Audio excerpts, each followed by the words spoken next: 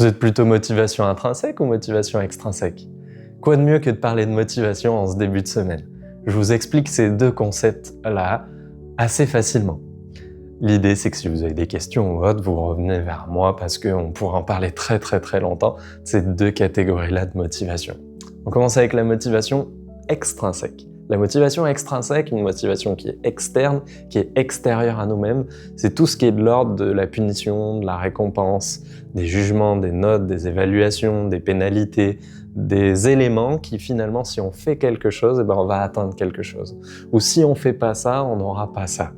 L'idée qu'il y a derrière, c'est qu'à très court terme, ça va aider. Si on me dit, si tu fais ça, tu gagnes 1000 euros, du coup, je vais le faire parce que j'ai envie de les gagner, les 1000 euros.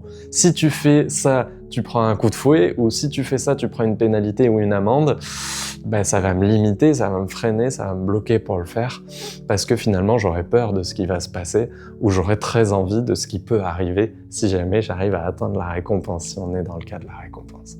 Sauf que quand il y a des éléments ou des moments ou des environnements ou des ambiances ou des atmosphères ou des univers, des domaines, peu importe dans quel fonctionnement vous vivez, il n'y a pas ça, et que moi je veux vraiment atteindre quelque chose quand même, ça va pas être facile de l'atteindre. C'est pour ça que le plus tôt possible, c'est mieux de s'orienter vers les motivations dites intrinsèques, donc qui viennent de l'intérieur, qui sont internes à nous-mêmes.